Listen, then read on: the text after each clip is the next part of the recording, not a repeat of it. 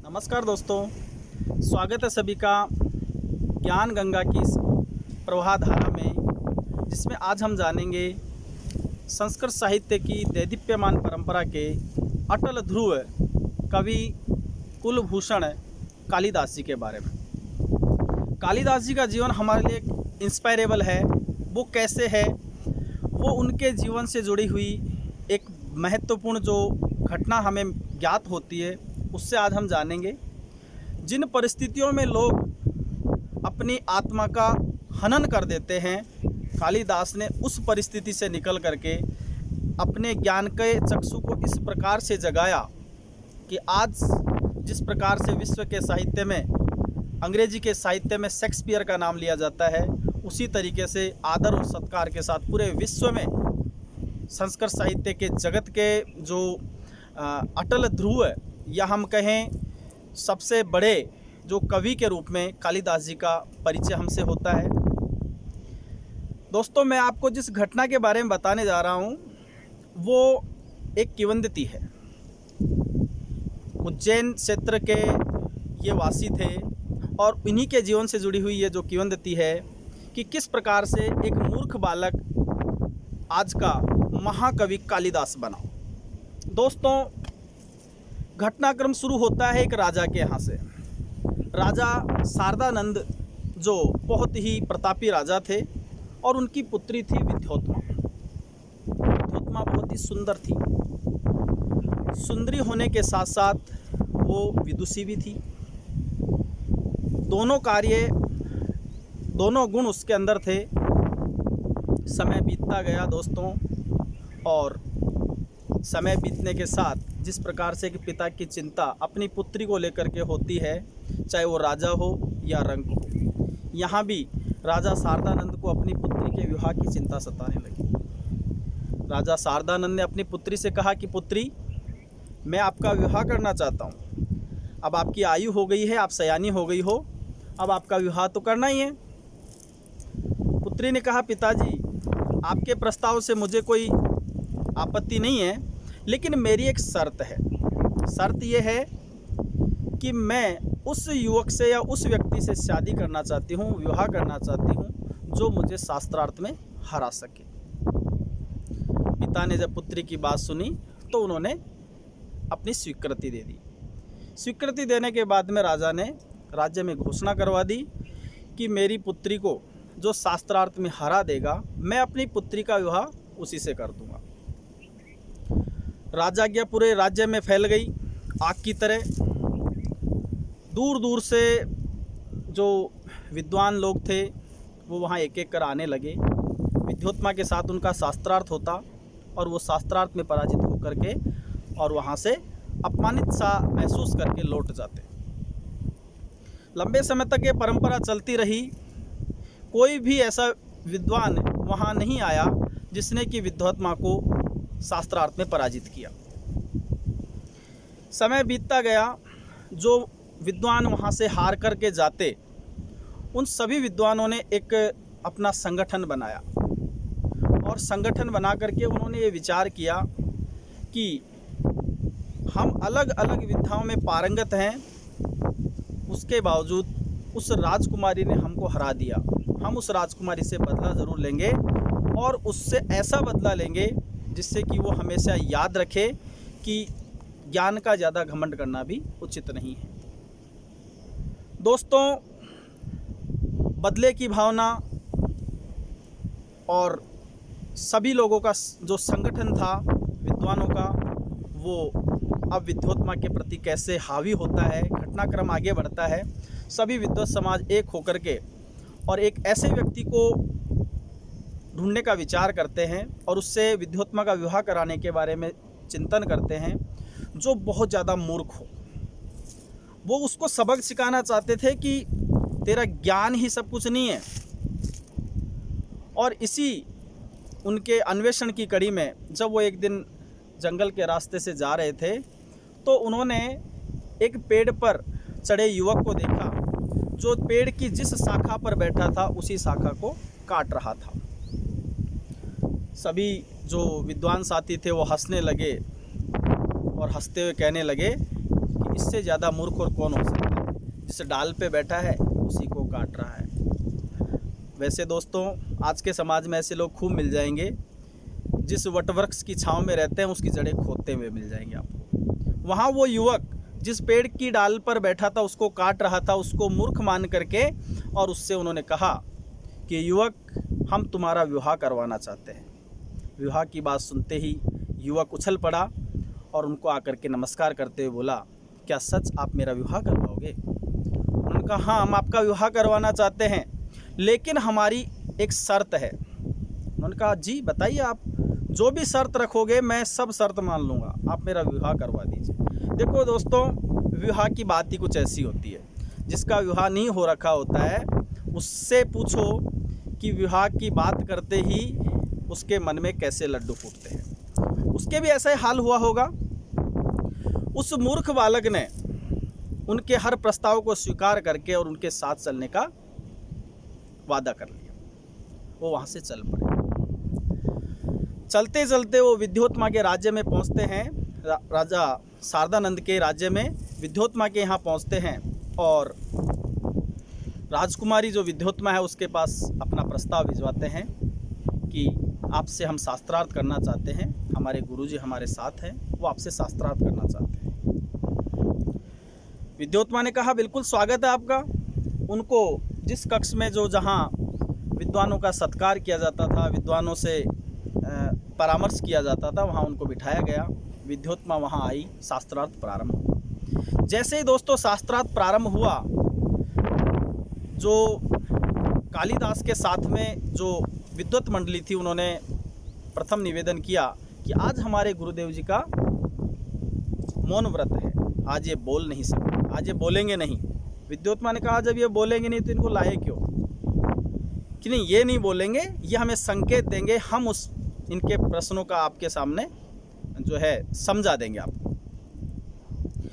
विद्योत्मा, जैसा कि मैंने आपको बताया, सुंदरी थी, राजकन्या थी और साथ में ही विदुषी थी। वो अपने ज्ञान के दर्प में इस संकेत को समझ ही नहीं पाई कि मेरे साथ कोई छल हो रहा है। देखो दोस्तों, ये स्थिति कुछ ऐसी होती है जब व्यक्ति अपने अंदर इतना ज़्यादा अपने आप को मान लेता है कि मुझसे बड़ा कुछ नहीं, तो उसको अनहोनियाँ भी दिखती नहीं है।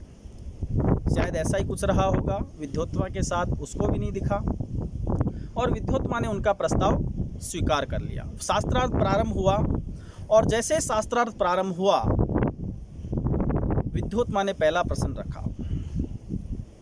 पहला प्रश्न रखते हुए विद्योत्मा ने कहा कि ईश्वर एक है। अपनी अंगुलिका का संकेत करते हुए कहा कि ईश्वर एक है। कालिदास सामने बैठे थे। उन्होंने जब ये सुना और उसकी तरफ देखा कि ये स्त्री मेरी तरफ एक अंगुली कर रही है, यानी कि इसका तात्पर्य ये है कि मेरी एक आंख फोड़ना चाहती है, क्योंकि जैसा कि विद्वानों ने उसको चुना था कि वो एक मूर्ख था और मूर्ख व्यक्ति से आप यही अपेक्षा कर सकते हो। उसने सोचा कि ये मेरी एक आंख फोड़ने की बात कर रही है। कालिदास ने तुरंत अपनी दोनों अंगुलियां ली और विद्योत्मा की तरफ करते हुए बोला, यूं संकेत किया। तो साथियों, विद्योत्मा आश्चर्यचकित रह गई। उसने कहा, ये क्या है? चौंक पड़ी, ये क्या है? विद्वत समाज ने उस संकेत का भावार्थ बताते हुए कहा कि हमारे गुरुजी ये कहना चाहते हैं कि हाँ, ईश्वर एक है, लेकिन उसके दो रूप हैं, एक आत्मा और एक परमात्मा। इस प्रश्न के आंसर को सुन करके और विद्योत्मा संतुष्ट हुई। विद्योत्मा ने दूसरा प्रश्न रखा कि ज्ञानेंद्रियां 5 है, ज्ञानेंद्रियां 5 है, इनके कार्य बताइए। ज्ञानेंद्रियां 5 है, जब उसने ये कहा तो अपना हाथ का संकेत उसने इस तरीके से दिया जिसका भावार्थ कालिदास ने समझा कि ये मेरे ऊपर या मेरी तरफ हाथ से मारने का संकेत कर रही है। कालिदास ने तुरंत अपने अंगुलियों को यूं लेकर के और मुट्ठी को बंद करते हुए यूं संकेत किया। विद्योत्मा ने पूछा, ये क्या है? विद्वत समाज ने उसका भी विस्तार से प्रसंग से समझाया कि राजकुमारी, हमारे गुरुजी का कहना है कि ज्ञानेंद्रिय 5 है, लेकिन अगर हम उन ज्ञानेंद्रियों को अपने वश में कर लें तो हम संसार के हर कार्य को संपन्न कर सकते हैं। ऐसे ही बहुत सारे प्रश्न पूछे गए और सारी विद्वत मंडली ने मिल कर के उन सभी प्रश्नों का आंसर दिया। होता क्या है, जो हमारी पहले की ज्ञान परंपरा थी उसमें एक विषय को आधार करके और अध्ययन किया जाता था, तो वहाँ जो विद्वान बैठे थे वो अलग अलग विषयों के पारंगत थे, लेकिन विद्योत्मा जो थी उसने कई विद्याओं में अपनी जो है उसने पारंगत हासिल कर रखा था, इसलिए इसी कारण से कोई भी उससे विजय हासिल नहीं कर सका। दोस्तों, घटनाक्रम आगे बढ़ता है। शास्त्रार्थ में पराजित होने के बाद विद्योत्मा ने कालिदास से विवाह करना स्वीकार किया। विवाह के बाद में वो वहाँ से चले गए।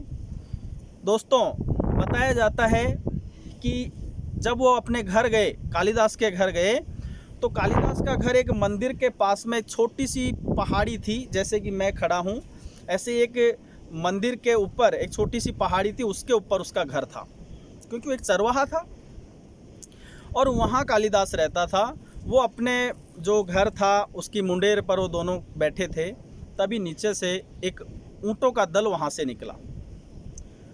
ऊँट को संस्कृत में कहते हैं उष्ट्र। जब वो ऊँटों का दल वहाँ से निकला तो कालिदास के मुंह से अनायास ये शब्द निकल पड़े, उट्र उट्र। संस्कृत शब्द है उष्ट्र, लेकिन उसका उन्होंने गलत उच्चारण किया, उट्र उट्र। सुनते ही विद्योत्मा को बड़ा क्रोध आया कि ये कोई विद्वान नहीं है, ये कोई मूर्ख है, मेरे साथ छल हुआ है, कपट हुआ है। उसी क्षण विद्योत्मा ने कालिदास को वहाँ से धक्का मारा। कालिदास वहाँ से लुढ़कते हुए नीचे जो मंदिर था उस मंदिर में आके गिरते हैं। गिरने के दौरान उनके मुंह से उनकी जो जिह्वा थी वो जिह्वा में से कट करके खून निकलता है और काली माँ के चढ़ता है। बताया जाता है कि काली माँ प्रसन्न होकर के और वहाँ अवतरित होती है और अवतरित होकर के कहती है कि हे पुत्र, मैं आपसे प्रसन्न हूँ, बताओ तुम्हें क्या वर चाहिए। तो कालिदास जो है वो विद्योत्मा के कारण परेशान था। विद्योत्मा से परेशान होकर आया था, उसके मुंह से एक ही शब्द निकल सका, विद्या विद्या। इससे आगे वो कुछ बोल ही नहीं पाया क्योंकि उसकी जिह्वा कट चुकी थी। तो जो माँ काली है उन्होंने कहा कि तथास्तु। कालिदास वहाँ से उसी पैर वापस लौट पड़ा, वापस अपने घर को गया और उसने जाकर के घर के दरवाजे को नॉक किया, बजाया और बजाते हुए कहा, अपावरणम कपाटम द्वारम देही, मतलब दरवाज़ा खोलो, मुझे अंदर आने दो, ऐसा उसने अपने शब्दों के द्वारा कहा। विद्योत्मा ने जब इस शब्दों को सुना तो उसको लगा कि ये तो शायद इन्होंने बहुत ही विद्वत्ता हासिल कर ली, ये तो बड़े विद्वानों जैसे संस्कृत बोल रहे हैं। तो विद्योत्मा के मुंह से एक वाक्यांश निकलता है, अस्ति कश्चित् वाग विशेष, कि इनकी तो वाणी में कोई विशेषता आ गई है।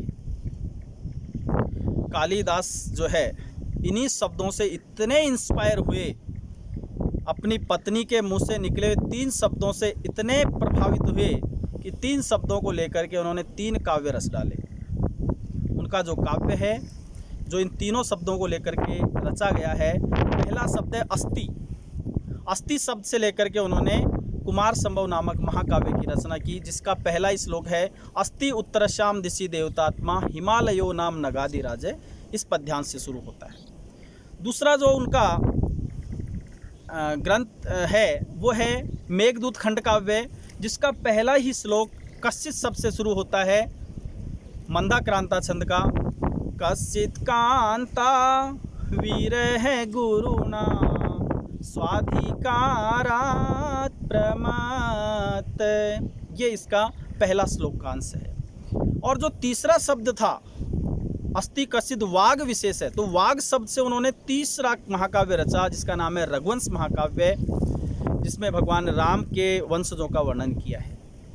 तीसरे महाकाव्य में जो वाग शब्द को लेकर के उन्होंने पहला ही श्लोक लिखा, जो है वागर्था विव प्रेक्तो वागर्थ प्रतिपत्यै जगतः पितरो वंदे पार्वती परमेश्वरो पार्वती परमेश्वरो। दोस्तों, ये था कालिदास के जीवन का एक ऐसा पहलू जिसको सुनकर के आपको अच्छा लगा होगा। लेकिन मैं आपको इससे आगे जो कालिदास के जीवन से जो प्रेरणा मिलती है, जिस प्रकार से इस किंवदंती में कालिदास एक मूर्ख था, मूर्ख से कैसे वो विद्वान बना और इसके पीछे कहीं ना कहीं उस स्त्री का हाथ रहा। देखो दोस्तों, हम कहते हैं ना, मन के हारे हार है, मन के जीते जीत। कुछ लोग कठिन परिस्थितियों में अपनी आत्मा का हनन कर लेते हैं, लेकिन यहाँ कालिदास ने अपनी आत्मा का हनन नहीं किया। अपनी आत्मा के ऊपर ऐसा नाम अंकित कर दिया कि आज हजारों सालों के बाद में भी कालिदास की ख्याति पूरे विश्व में प्रसिद्ध है। तो कठिनाइयों से, परेशानियों से हार नहीं मानना, कठिनाई और परेशानियों से हमें सीख लेनी है और उन्हीं को हराना है, उन्हीं को मात देना है। जो सरल है उसको हराने में क्या कठिनाई है? कठिनाई उसको है जो कठिन है, उसको काटने में कठिनाई है। धन्यवाद दोस्तों, आपने मुझे सुना। Thank you so much.